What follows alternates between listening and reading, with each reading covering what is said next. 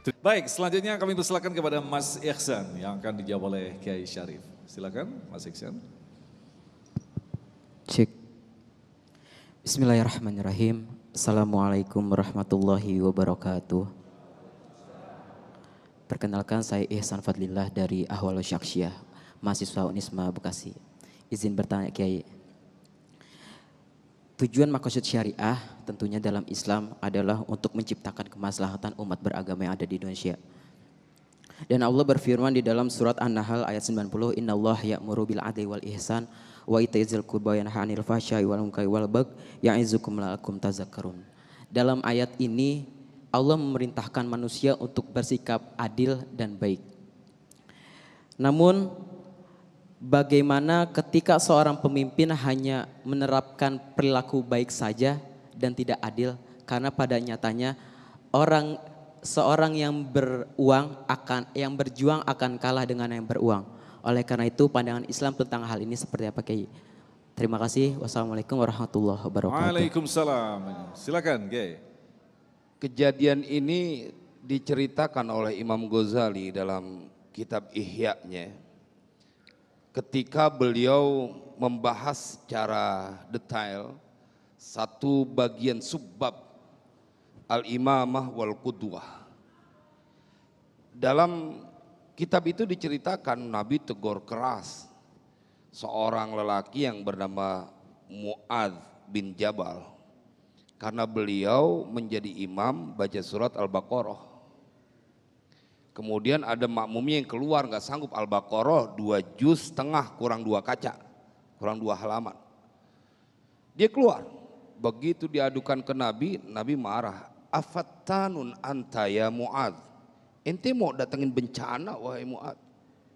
Dia benar baca surat Al-Baqarah pahalanya banyak. Tapi pada saat itu dia tidak berlaku adil karena Nabi suruh apabila engkau sholat di depan banyak orang, maka fal yukhaffif, ringankanlah.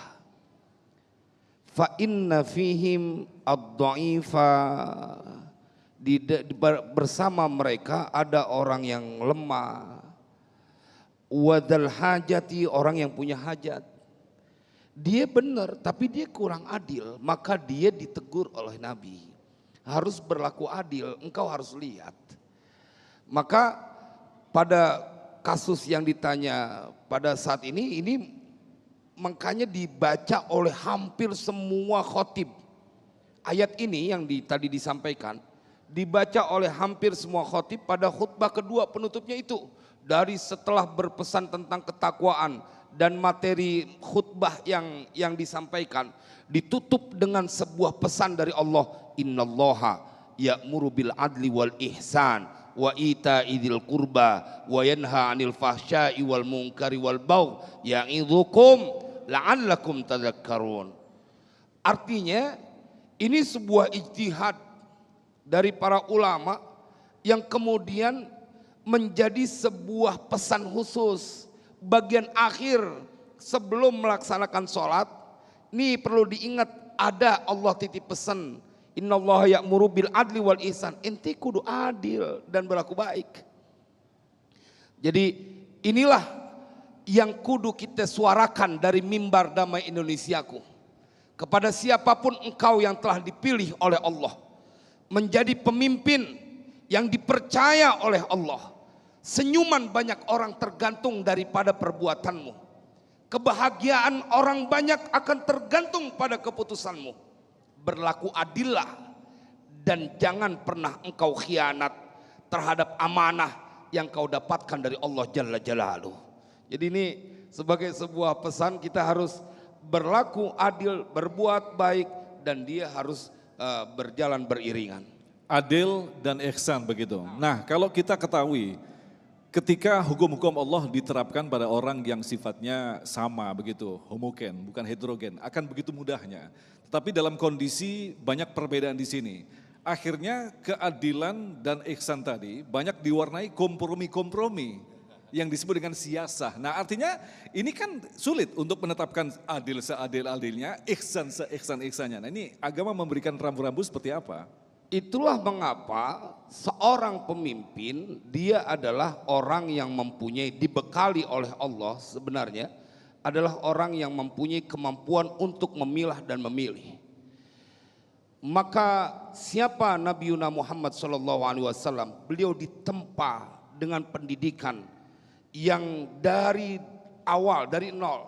Siapa Nabi Yusuf dan semua kisah para nabi, mereka langsung dididik oleh Allah untuk menjadi orang-orang yang mengetahui tentang kehidupan di sekitarnya sehingga dia dibekali untuk menjadi pemimpin, untuk berlaku adil dan ihsan. Dan ini Mas Agung, yang kita khawatirkan adalah ketika keadilan hanya diterapkan kepada orang-orang tertentu, tetapi pada orang-orang yang mereka tidak punya kemampuan, mereka berlaku sewenang-wenang. Semoga negeri ini selalu mendapatkan bimbingan dari Allah. Semoga negeri ini terus ada terwujud keadilan sosial bagi seluruh rakyat Indonesia. Nah, kita kembali ke Ustadz Jumarunia tadi. Kalau kita berbicara tentang keadilan dan ihsan tadi, dalam kasus menetapkan keadilan di rumah tangga. Ketika terjadi kesalahan, orang tua pun juga harus mengkoreksi. Tetapi yang terjadi seringkali orang tua merasa memiliki otoritas tertinggi untuk menetapkan hukum di dalam rumah tangga. Lantas siapakah yang memberikan punishment kalau kita kembalikan masalah adil tadi? Yang memberikan hukuman, punishment kepada orang tua. Ini luar biasa. Pertanyaan out of the box. Ya. Siapakah yang memberikan hukuman kepada orang tadi? Ada sebuah mekanisme dalam kajian tazkiyatun nufus. Namanya muhasabah. Muhasabah adalah mekanisme pengkoreksian secara mandiri diri kita. Karena setiap bawahan akan dimuhasabah oleh atasan. Betul gak? Anak dimuhasabah oleh ayah ibunya. Betul gak? Istri dimuhasabah oleh suami. Tapi siapa yang berani memuhasabah suami? Nah, karena itulah muhasabah itu bagian dari ilmu tazkiyatun nufus, karena itu harus dilakukan secara mandiri oleh kita. Dan dengarkan ini Mas Agung. Siapa yang tidak memuhasabah diri, menegur dirinya, maka dia akan ditegur oleh Allah. Menegur diri sendiri kosnya rendah, tapi jika Allah yang menegur kosnya mahal. Itu Mas Agung. Luar biasa sekali, insya Allah kita akan lanjutkan lagi untuk menjawab pertanyaan selanjutnya. Tetaplah bersama kami, Damai Indonesiaku.